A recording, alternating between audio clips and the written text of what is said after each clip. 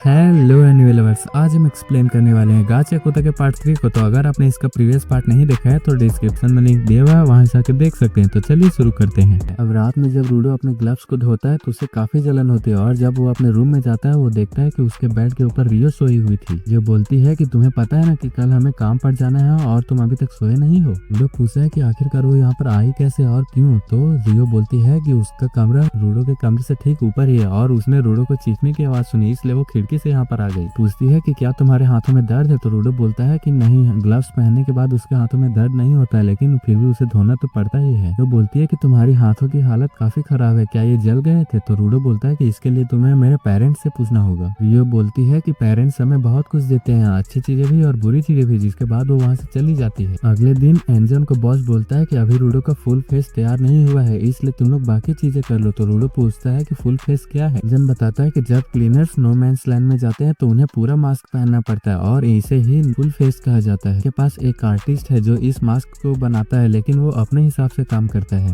अगर उसे जल्दी काम करने को बोलो तो वो भड़क जाता है और अभी रूडो का ही मास्क बना रहा है। बॉस बोलता है कि जब तक तुम्हारा मास्क तैयार नहीं होता है तब तक तुम अपने ऊपर सुरक्षा कवच चढ़वा लो। एमी बोलती है कि नो मैंस लैंड काफी खतरनाक है और वहाँ पर कब क्या हो जाए किसी को नहीं पता है, इसलिए तुम्हें पूरी सेफ्टी से वहाँ जाना होगा। उनके पास एक गिवर है जो इनके ऊपर एक स्पेल कास्ट करता है, जिसके इनके ऊपर एक सुरक्षा कवच बन जाता है और वो यहाँ पर कभी भी आ जा सकता है, लेकिन अभी काफी दिनों से वो यहाँ पर नहीं आया है, इसलिए तुम लोगों को ही वहाँ जाना होगा। रूडो पूछता है कि हम लोग कहाँ जाने वाले हैं। तो एंजन बताता है कि हम city of graffiti canvas town जाने वाले हैं। वहाँ पर कुछ और भी क्लीनर्स आ जाते हैं जो लोग इनके साथ वहाँ पर जाने वाले थे, इनमें 3 सपोर्टर्स भी थे। तो वो लोग हर जगह पर 5 सपोर्टर्स लेके जाते हैं, लेकिन नो मैंस लैंड काफी खतरनाक होता है, इसलिए वहाँ पर जितने ज्यादा क्लीनर्स होंगे उतने अच्छा होगा और जितने कम सपोर्टर्स होंगे उतना अच्छा होगा। डेलमस रूडो के पास आता है और चिल्लाते हुए बोलता है कि वो रूडो की कहानी सुना है और वो उन कमीनों को कभी नहीं छोड़ेगा जिन्होंने रूडो को नीचे फेंका था, और उसे रूडो जैसे जुनूनी लोग काफी पसंद है, इसलिए उन्हें मेरी पार्टी ज्वाइन कर लेनी चाहिए। अभी टाइम से बोलता है कि रूडो को एंजन लेके आया है, इसलिए रूडो एंजन के ही टीम में रहेगा। टेम्सी डेलमन की तरफ से भी माफी मांगता है कि वो बहुत चिल्लाता है, लेकिन आदमी अच्छा है और टेम्सी को भी रूडो के जैसे जुनूनी लोग काफी पसंद है। एंजन बोलता है कि डेलमस सबको अपना भाषण क्यों नहीं सुनाता है, और ये सुनते ही जांका अपने कानों में रुई डाल लेता है। अब डेलमस जोर से चिल्लाता है और बोलने लगता है कि चलो हम कैनवस टाउन चले, वहाँ पर सड़क में गड्ढे होंगे लेकिन फिर भी हम नहीं रुकेंगे क्योंकि हम क्लीनर्स हैं। और ये सुनते ही बाकी लोग भी जोश में आ जाते हैं, जिसके बाद वो लोग वहाँ से शांति से निकल जाते हैं। बाद वो लोग एक टाउन के पास आते हैं जिनके ऊपर एक दीवार बनी हुई थी और यही कैनवस टाउन थी, जिसके मेन गेट के ऊपर काफी लोगों ने पेंटिंग बना रखी थी। लोग पूछता है कि यहाँ के सभी शहर ऐसे ही होते हैं क्या। तो टैम्सी बोलता है कि यहाँ पर ज्यादातर टाउन के ऊपर ऐसे ही दीवार बने होते हैं ताकि ऊपर से आने वाले कचरे इनके ऊपर ना गिर जाए। कई लोगों के ऊपर कचरे गिर जाने की वजह से वो बाहर मर भी चुके हैं, लेकिन गलती उन लोगों की ही है क्योंकि वो लोग यहाँ से बाहर चले गए थे। वहाँ पर 2 लोग आते हैं और टाउन के अंदर जाने की कोशिश करने लगते हैं, लेकिन वो जा ही नहीं पाते जबकि गेट खुला था और एंजन के टीम वाले आसानी से अंदर जा सकते थे। एंजन रूडो को भी अंदर आने के लिए बोलता है और बोलता है कि जब तक तुम्हारे मन में कोई खोट ना हो तब तक तुम यहाँ के अंदर आ सकते हो। यहाँ की दीवारों पर काफी ज्यादा पेंटिंग बनाई गई थी। एंजन बताता है कि यहाँ के लोगों को पेंटिंग काफी पसंद है, इसीलिए कैनवस टाउन बनाया गया ताकि लोग अपनी पसंद से पेंटिंग कर सके। उनके बॉस ने बोला था कि इस शहर को सिटी ऑफ आर्ट भी कहा जाता है। रूडो पूछता है कि क्या हम लोग यहाँ पर पेंटिंग देखने के लिए आए हैं। तो एंजन बताता है कि हम लोग यहाँ पर एक पेंटर क्लीनर्स को ढूंढने के लिए आए हैं और उसके पास ये पावर है, वो किसी के ऊपर भी पेंटिंग करके उसके ऊपर सुरक्षा कवच चढ़ा सकता है। दोनों बंदे अंदर इसलिए नहीं आ पा रहे थे क्योंकि वहाँ की दीवारों के ऊपर पेंटिंग की गई थी ताकि बुरी इंटेंशन वाले इस टाउन के अंदर ना आ सके। तो बोलता है कि ये तो काफी कमाल की बात है। एंजन बोलता है कि हाँ, उसका इंस्ट्रूमेंट भी काफी कमाल का है और उसे ये पावर उसके पूर्वजों से मिलती आ रही है। अभी एंजन से एक लड़की टकरा जाती है और उसके आंखों में आंसू था, जो बिना कुछ बोले ही वहाँ से चली जाती है और बाकी लोगों को लगता है कि एंजन ने उस लड़की को रुलाया है। फिर वहाँ पर एक आदमी आता है जो बोलता है कि तुम लोग तो मेरे उम्मीद से काफी पहले आ गए और ये आदमी ही यहाँ का मेयर है। एंजन बोलता है कि हम लोग यहाँ पर गॉब से मिलने के लिए आए हैं, उससे तालिस्मान बनवाना है, कहाँ पर है वो। तो मेयर बोलता है कि वो तो आज सुबह ही मर गया। लोग बेड पर रखे कॉप की बॉडी को देखने लगते हैं और एंजन बोलने लगता है कि क्या ये सच में मर गया है। तो मेयर बोलने लगता है कि इसकी बॉडी पोल्यूशन की वजह से मरी है, इसे सेफ जोन में पेंट करने में मजा नहीं आ रहा था, इसलिए वो पोल्यूटेड जोन में भी पेंट पेंटिंग करने के लिए चला गया और वो वहाँ पर पेंटिंग करने में इतना खो गया होगा कि उसने अपने मास्क का भी ध्यान नहीं किया होगा। लेकिन मैंने उसे काफी बार समझाया भी था। अब एंजन अपने घुटनों पर बैठ जाता और रूडो को याद आता है कि उसने गॉब को हेडक्वार्टर में देखा था। अब उसे गॉब के लिए बुरा लगने लगता है, लेकिन टैमजी उसे बताता है कि यहाँ पर ग्राउंड पर इसे मरना आम बात है। मेयर बताता है कि गॉब्स ने पहले ही अपना वंशज चुन लिया था और वो उसी ही अपना इंस्ट्रूमेंट्स देने वाला था जो उसे पूर्वजों से दिया जा रहा था और ये वही लड़की को दिया जाएगा जो एंजन से टकराई थी। मेयर बताता है कि वारिस हमेशा पिछले यूजर ही चुनता है और उसे नहीं पता कि इसका क्राइटेरिया क्या होगा। जब भी उस वारिस को ये पेन दिया जाता है तो उससे उसकी गिवर वाली पावर जाग जाती है और वो एक स्पेल कास्टर बन जाता है। इस लड़की का नाम रैमलिन है और गॉब के बाद यही लड़की उसकी अगली वारिस बनेगी। इस पेन को हासिल करना काफी गर्व की बात है, लेकिन क्या ये छोटी बच्ची सच में इतना प्रेशर झेल पाएगी? फॉलो रूडो को बताता है कि कुछ लोग काफी जल्दी ही गिवर बन जाते हैं। एक गिवर बनने के लिए उसे अपने इंस्ट्रूमेंट्स का काफी समय तक ध्यान रखना पड़ता है, लेकिन किसी में गिवर बनने की काबिलियत होती है। भले ही उनके पास कोई इंस्ट्रूमेंट्स ना हो, लेकिन वो किसी इंस्ट्रूमेंट्स को लेकर उसे अपना ऑब्जेक्ट बना सकते हैं।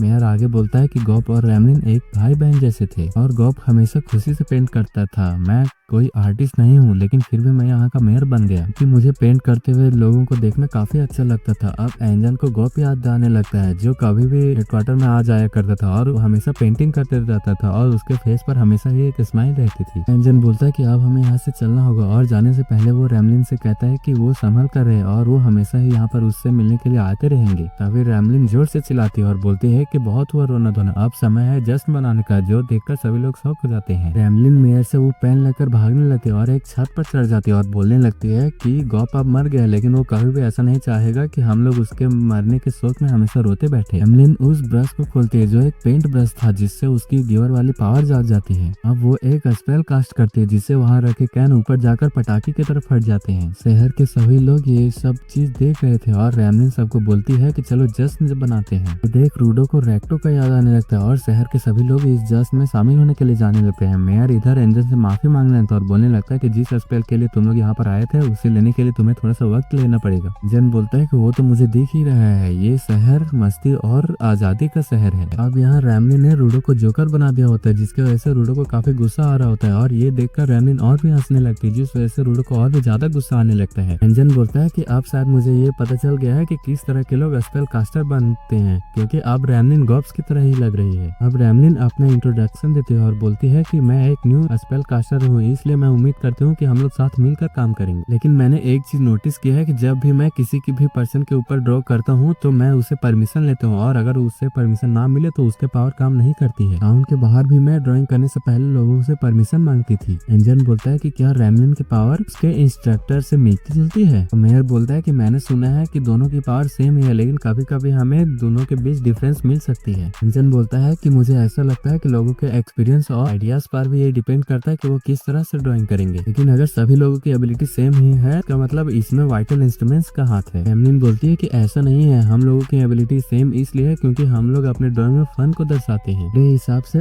फ्रीडम और प्ले ही वो फैक्ट्स है जिसके अकॉर्डिंग गॉब्स और बाकी सभी ने अपने अपने सक्सेसर को चुना था और मैं भी उन्हीं में से एक हूँ। एंजन बोलता है कि इसका मतलब तुम लोगों की पावर सेम इसलिए है क्योंकि तुम लोग एक तरह से ही सोचते हो। रैमलिन बोलती है कि हम लोग सेम तरह से नहीं सोचते थे, क्योंकि अगर हम लोग एक साथ ड्राइंग करते थे तो हम लोगों की ड्राइंग अलग अलग होती थी। और ये सब सुनकर एंजन को काफी गुस्सा आने लगता है, लेकिन मेयर उसे शांत करवाने लगता है। अब रैमलिन रूडो के ऊपर प्रोटेक्टिव चार्म्स बनाने के लिए तैयार हो जाती है और इस बार उसका वाइटल इंस्ट्रूमेंट टैटू बनाने वाला मशीन में कन्वर्ट हो जाता है। इसे देखकर सभी लोग शॉक हो जाते हैं और रैमलिन से उसके बारे में पूछने लगते हैं। तो रैमलिन बताती है कि मैं इस टाइम एक कूल टैटू के बारे में सोच रही थी, इसलिए मुझे लगता है कि ये ऐसा हो गया है। एंजन बोलता है कि इसका मतलब तुम लोग स्पेल को कास्ट नहीं बल्कि टूल्स को क्रिएट भी कर सकते हो, ये तो काफी कमाल की पावर है। तब रैमलिन सभी के ऊपर टैटू बनाने के बारे में छोड़ देती है और सभी के ऊपर प्रोटेक्टिव चार्म्स बना देती है, जिसकी वजह से वो काफी थक जाती है। अब सभी लोग और मेयर वहाँ से बाहर जाने लगते हैं, जहाँ पर वो दोनों बंदे अभी भी अंदर नहीं आ पा रहे होते हैं जो उसने मारने की कोशिश कर रहे होते हैं। तो मेयर को गुस्से से बोलने लगते हैं कि ये तुमने क्या किया है, तुमने ये इंस्ट्रूमेंट्स एक बच्चे के हाथों में क्यों दे दिया, क्योंकि हमने परफेक्ट आर्ट्स को भी जीता था, इसलिए ये मुझे मिलना चाहिए था और इसीलिए मैं इतनी दूर यहाँ पर आया था, लेकिन कैनवस्टोन तो काफी ज्यादा गिर गया है। तब मेयर उसे चुप रहने के लिए बोलने लगता है और बताता है तुम्हारे इसी एटीट्यूड की वजह से तुम अंदर नहीं आ पा रहे हो और हम लोग उस इंसान को आर्टिस्ट नहीं बोलते हैं जो फेम की चिंता करते हैं, इसीलिए इस बात को अपने दिमाग में बिठा लो और यहाँ से चले जाओ। तब क्लीनर्स भी वहाँ से जाने लगते हैं और एंजन मेयर को शांत रहने के लिए बोलने लगते हैं, जिसके बाद वो लोग क्लीनर्स के हेडक्वार्टर जाने लगते हैं ताकि वो लोग रूडो के फुल फेस को ले सके। वहाँ जाने से पहले एंजन रूडो के लिए कुछ गिफ्ट्स लेना चाहता था, इसलिए वो एक ऐसी जगह पर सभी को ले जाता है जहाँ पर काफी सारे कचरे थे ताकि नो मैंस लैंड जाने से पहले वो रूडो के लिए कुछ ले सके। और अब वहाँ पर इतने सारे कचरों को देखकर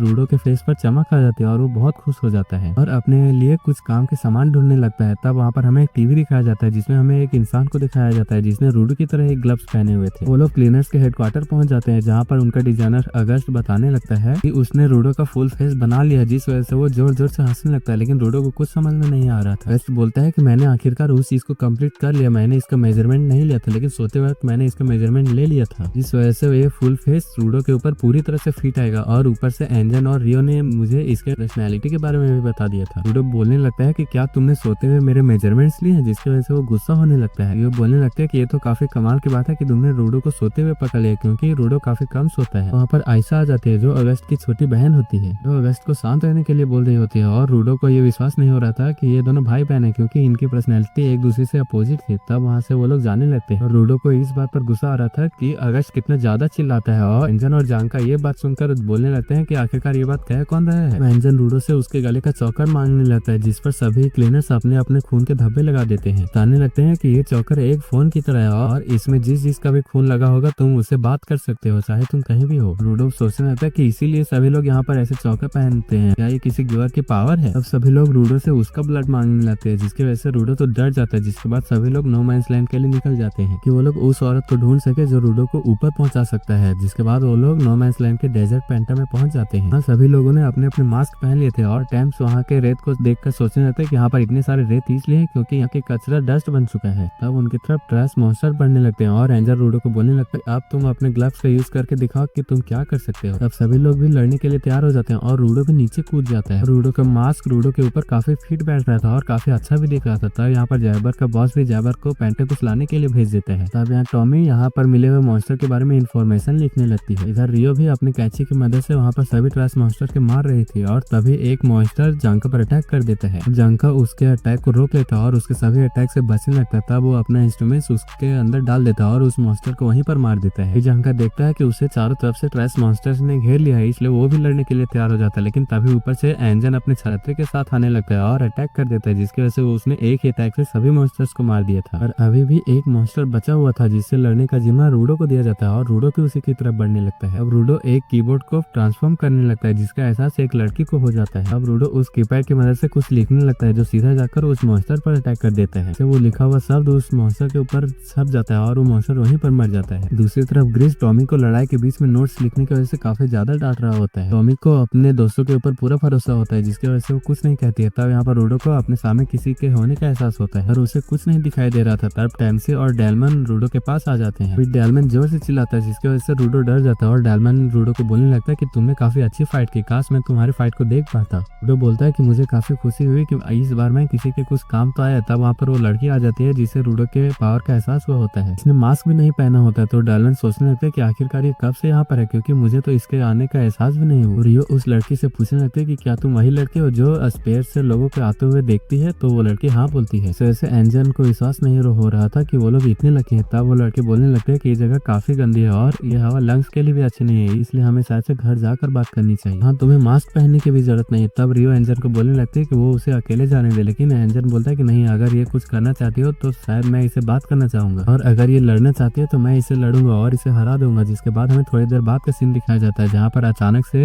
एंजन नीचे गिर जाता है और रूडो को कुछ समझ में नहीं आता है कि यहाँ पर क्या हुआ। अब हमें यहाँ पर 1 घंटे पहले का सीन दिखाया जाता है जहाँ पर एमो उन सभी लोगों को अपने घर ले जाती है, जिस जगह को देखकर सभी लोग हैरान हो जाते हैं। रूडो सोचने लगता है कि ये बिल्डिंग तो काफी लंबी है, कहीं यही तो वो जगह नहीं है जो लोगों को सफेयर तक पहुंचाती है। इसके बाद एमो उन सभी को अपने घर ले जाती है जहाँ वो अपने रूम में सभी को ले जाने लगती है ताकि वो उनसे बात कर सके। अब वो उन लोगों को अपने मास्क उतार देने के लिए बोलती है और बोलती है कि यहाँ पर बाहर की हवा अंदर नहीं आ सकती है। सभी लोग एमो के रूम में पहुंच जाते हैं जहाँ पर एमो उन सभी के चेहरे को देखकर काफी खुश हो जाते हैं और टॉमे वहाँ के सभी चीज को नोट्स करने लगती है। यहाँ रूडो उन सभी सामानों को देखकर हैरान हो रहा होता है। तब एमो उनसे पूछने लगती है कि आखिरकार तुम लोग चाहते क्या हो। रूडो पूछता है, मैं किसी ऐसे इंसान के बारे में जानना चाहता हूँ जो लोगों को सफेयर और ग्राउंड के बीच सफर करते हुए देख चुकी है, और मैंने सुना है कि तुम वही लड़के हो, तो मुझे इसके बारे में बताओ। तो एमो बोलती है कि ऐसी बात है, तो चलो न्यू टॉपिक पर बात करने लगते हैं। तो बताओ कि तुम लोगों को किस तरह की लड़कियां पसंद है। मुझे तो वो सारे लोग काफी पसंद आते हैं जिनसे काफी स्ट्रॉन्ग स्मेल आती है, कि मुझे फेस से ज्यादा स्मेल काफी ज्यादा पसंद आती है, और मुझे तुम में से सबसे ज्यादा पसंद ये लंबे वाला लड़का पसंद आया है। तब एमा काफी अजीब तरीके से हंसने लगती है, जिस वजह से रूडो डर जाता है, जिस वजह से एंजन बीच में आ जाता है और बोलने लगता लगता है कि हम तुमसे रोमांस टॉपिक पर बात करके तुमसे इन्फॉर्मेशन निकलवा सकते हैं। जो सुनकर एमो गुस्सा हो जाते हैं और बोलने लगते हैं तुम लोग तो ऐसे बात कर रहे हो जैसे तुम लोग मुझे यूज कर रहे हो। मैं बहुत खुश थी कि कोई मुझसे मिलने आया, लेकिन तुम लोग तो मुझे यूज करना चाहते हो। कम से कम झूठ में ऐसा है, लेकिन तुम लोग मुझसे ये तो बोलो कि तुम लोग मुझसे यहाँ पर मिलने आए थे। तब एंजन उससे बोलने लगता है कि मुझे तुम में इंटरेस्ट है। इस वजह से सभी लोग हैरान हो जाते हैं, लेकिन ये बात एमो को पसंद नहीं आती और वो एंजन को बोलने लगते हैं कि अब वो एंजन को बिल्कुल भी पसंद नहीं करती है। अब एंजन एमो के कपड़ों के ऊपर बहस करने लगते हैं, जिस वजह से एमो को और भी ज्यादा गुस्सा आ जाता है और वो अपनी पावर को यूज करने लगती है। इससे सभी लोगों को पता चल जाता है कि एमो भी एक गिवर है। लेकिन तभी रूडो ये चीज देखकर हैरान हो जाता है कि एमो ने जो शूज पहने हैं उस पर भी वही निशान है जो रूडो के ग्लव्स पर है। तब एमो डेलमन को एंजन पर अटैक करने के लिए बोल देती है और डेलमन भी एंजन पर अटैक कर देता है। इससे रूडो को समझ में आ जाता है कि इन सभी चीजों के पीछे एमो का हाथ है और वो पूछने लगता है कि आखिरकार तुम हो कौन, क्योंकि तुम्हारे पास भी इसी सीरीज के शूज है। एमो बोलने लगती है कि अब तुम लोग बता कि तुम लोगों को किस तरह की लड़कियां पसंद है, क्योंकि लोग तो एक दूसरे से बात करके ही कम्युनिकेट कर पाएंगे और ऐसा अच्छा नहीं होगा कि अगर मैं ही सिर्फ बात करती रहूंगी। तो ऐसे जानका को समझ में आ जाता है कि अगर वो एमो के हिसाब से बात नहीं करेगा तो एमो भी उस पर अटैक कर देगी।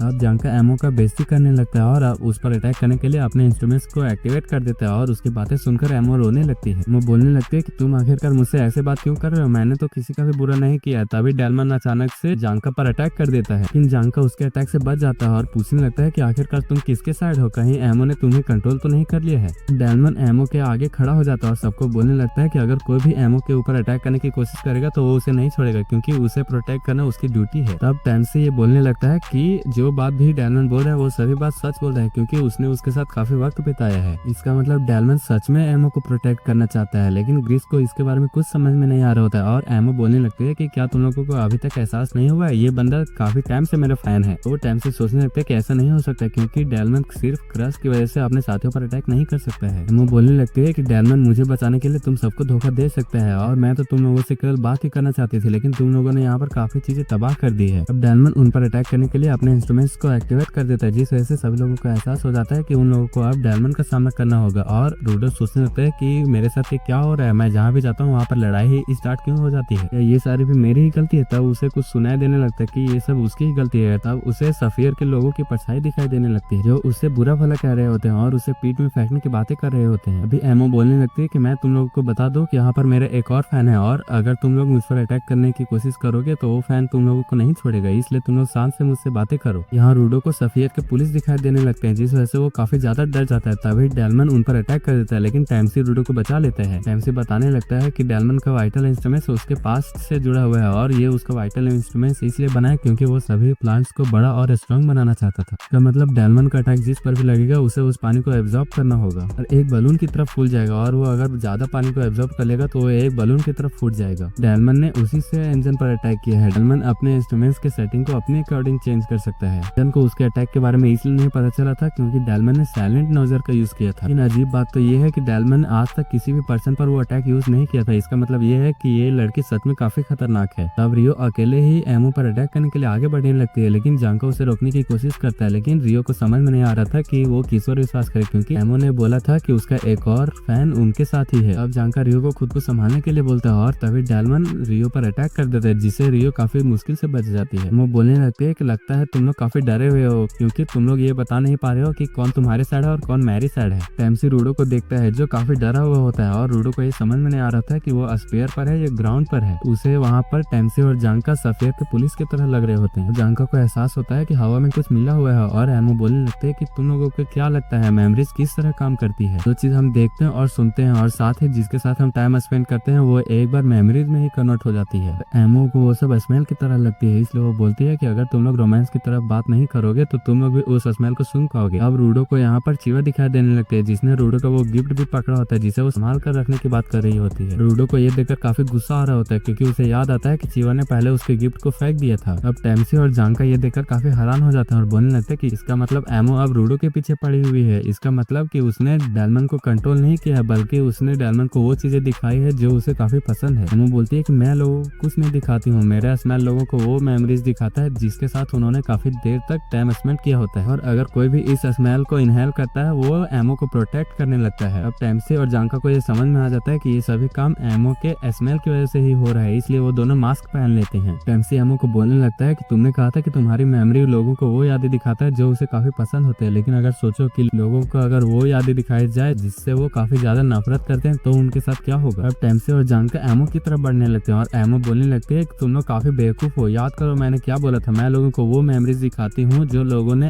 टाइम स्पेंड किया होता है। अब यहाँ रूडो चीवा से नफरत करने के बारे में बात कर रहा होता है, लेकिन वो चाह कर भी चीवा से नफरत नहीं कर पा रहा होता है। लेकिन वो जैसे ही देखता है कि सफेद के पुलिस वाले चीवा को परेशान कर रहे हैं, वो उन पुलिस वालों पर अटैक कर देता है और ये पुलिस वाले को और नहीं बल्कि टेम्सी और जानका ही होते हैं। रूडो बोलने लगता है कि अब मैं पहले जैसा नहीं रहा हूँ, क्योंकि मेरे पास अब वो पावर आ गई है जिससे मैं लोगों से लड़ सकता हूँ और उन्हें प्रोटेक्ट कर सकता हूँ, इसलिए मैं आप तुम लोगों को नहीं छोड़ूंगा। तब हमें दिखाया जाता है कि रियो और फॉलो भी एमओ के वश में हो जाते हैं। तो ऐसे अब एमओ के खिलाफ ग्रीस, जानका और टेम्सी ही बच पाते हैं। तब टेम्सी बोलने लगता है कि अब हमारे पास कोई चारा नहीं बचा हुआ है, अब हमें अपने दोस्तों को रोकना ही होगा और मुझे यकीन नहीं हो रहा है कि मैं अपना इंस्ट्रूमेंट्स अपने दोस्तों पर ही हमला करूंगा, लेकिन इसके अलावा कोई चारा भी नहीं है। अब यहाँ डेलमन को अपना पास्ट याद आ रहा होता है, जहाँ पर वो अपने बीवी के साथ गार्डनिंग कर रहा होता है और वो एमओ को अपना बीवी समझ रहा होता है, जिस वजह से वो उसे प्रोटेक्ट करने के लिए कुछ भी कर सकता था। एमओ बोलती है कि तो तुम लोग देख ही सकते हो कि अब एमओ के कितने सारे फैंस हो चुके हैं, तो क्या अब भी तुम लोग मुझ पर हमला करोगे। अब टेम्सी अपने वाइटल इंस्ट्रूमेंट्स को एक्टिवेट कर देता है और यहाँ सभी लोगों को टेम्सी और जानका दुश्मन लग रहे होते हैं, जिस वजह से वो लोग इन पर अटैक कर देते हैं। अब टेम्सी अपने वाइटल इंस्ट्रूमेंट्स के रस्सियों की मदद से सभी लोगों को बांध देता है, जिस वजह से एमओ उन सभी लोगों को कुछ करने के लिए बोलने लगती है। तो ऐसे सभी लोग उन रस्सियों से आजाद होने की कोशिश करने लगते हैं, जिस वजह से वो रस्सियां और भी ज्यादा टाइट होने लगती है और टेम्सी बोलने लगता है कि मुझे माफ करना, मुझे ऐसा करने पर मजबूर किया गया है, इसलिए तुम लोग ज्यादा मूव मत करो, क्योंकि जितना तुम लोग हिलोगे उतनी ही टाइट से ये रस्सियां तुम्हें जकड़ लेगी। मुझे लगा था कि तुम लोग जख्मी होने के बाद होश में आ जाओगे, लेकिन ऐसा नहीं है। लेकिन एमओ बोलती है कि तुम तो बड़े बेदर्द हो, तुम अपने एक्सपेरिमेंट को करने के लिए अपने दोस्तों को ही जख्मी कर रहे हो, पर ये एक्सपेरिमेंट फेल होने वाला है, क्योंकि ये लोग एमओ को प्रोटेक्ट करने के लिए कुछ भी कर सकते हैं और इन्हें कोई फर्क नहीं पड़ने वाला है कि इन्हें दर्द हो रहा है या नहीं। उनसे बोलता है कि क्या तुम्हें पता है कि मेरा वाइटल इंस्ट्रूमेंट एक स्टाफ है जो